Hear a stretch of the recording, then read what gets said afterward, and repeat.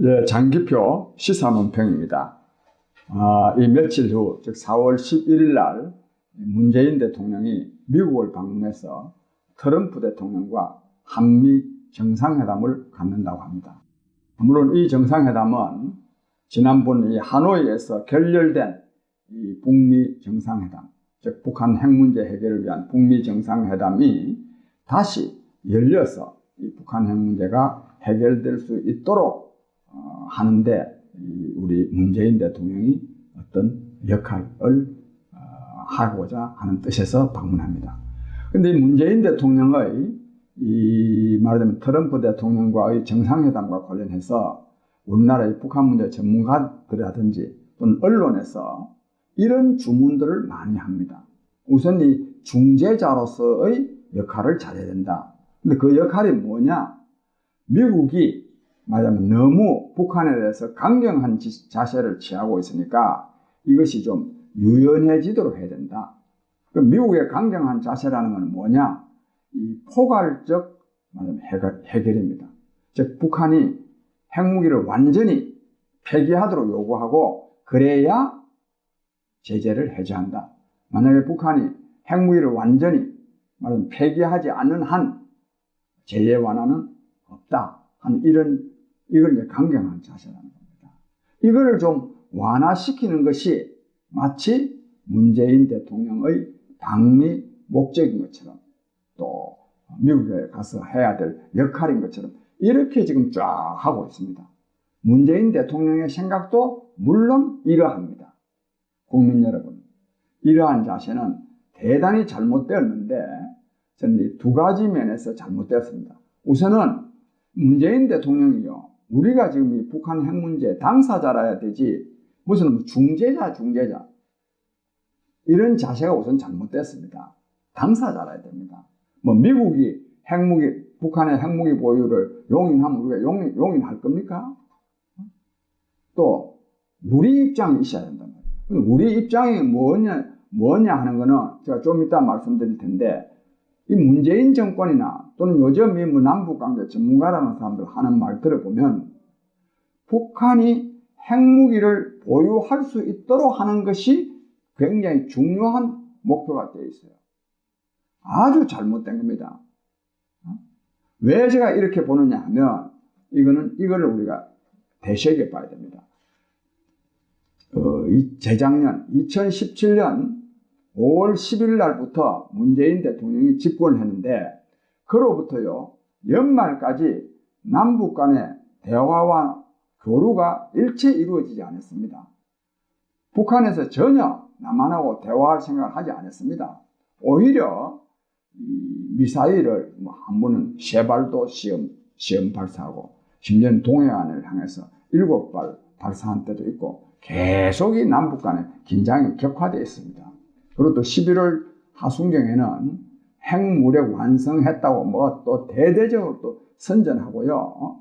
남북 회담이든 북미 회담이든 그런 거 할 생각이 전혀 없었습니다. 근데 지난 연초 2018년 초부터 북한의 태도가 완전히 달라졌습니다.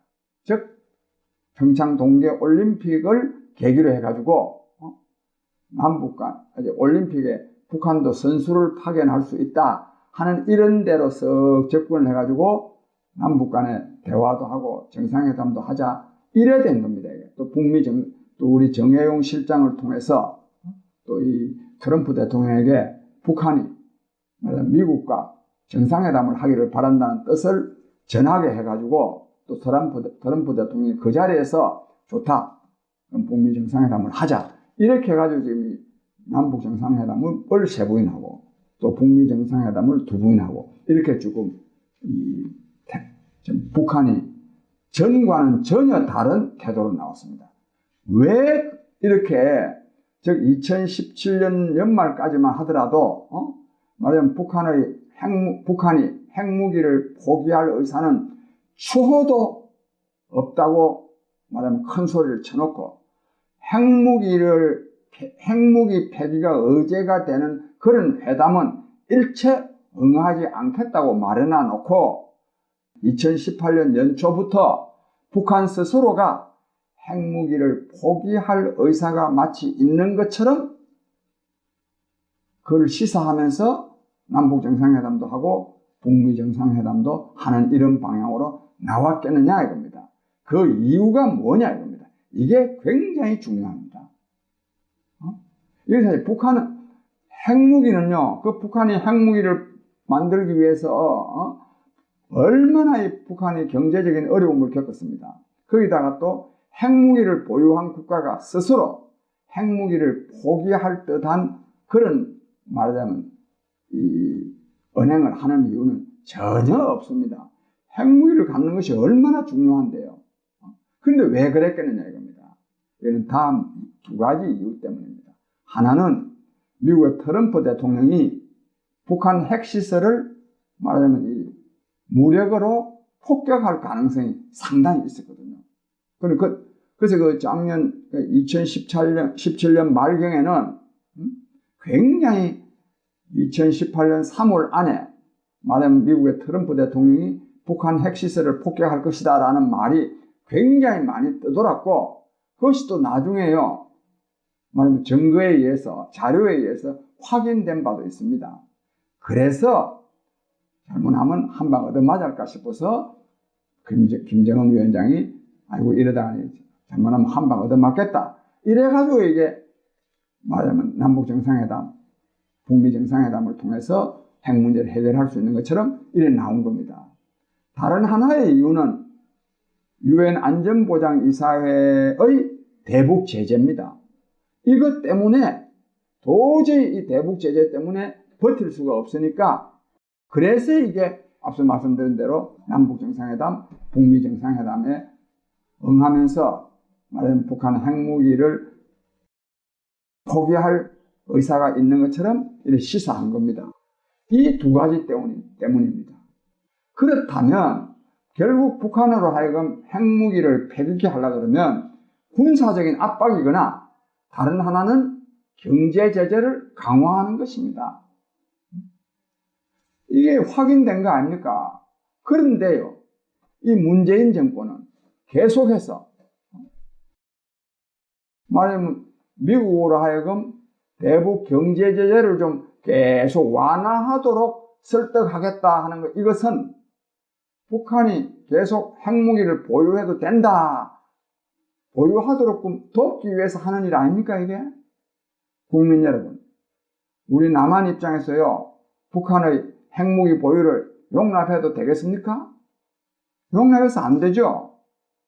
우리 국민들이 만약 용납해서는 안 된다고 하는 우리 국민의 입장에서 본다면 이 문재인 정권은요 완전히 그냥 국민의 뜻에 배치된 행동을 지금 하고 있는 겁니다. 오늘 그 김연철 씨 같은 사람, 김연철 씨는 당시 대학 교수가 장관 되기 위해서 자기의 소신을 저렇게나 그냥 손바닥 뒤집듯이 뒤집는 저런 정말 몰인격자도 문제지만, 이 사람은 그동안에요 북한 정권 대변인 노릇을 해왔지 않습니까? 그런 사람을 기어이 말하자면 통일부 장관으로 임명하는 것은 이는 뭐냐? 북한을 돕기 위한 겁니다. 지금 현 시점에서 북한 돕는 것은 뭐냐? 북한의 핵무기 보유를 돕는 겁니다. 국민 여러분, 문재인 정권이 이렇습니다.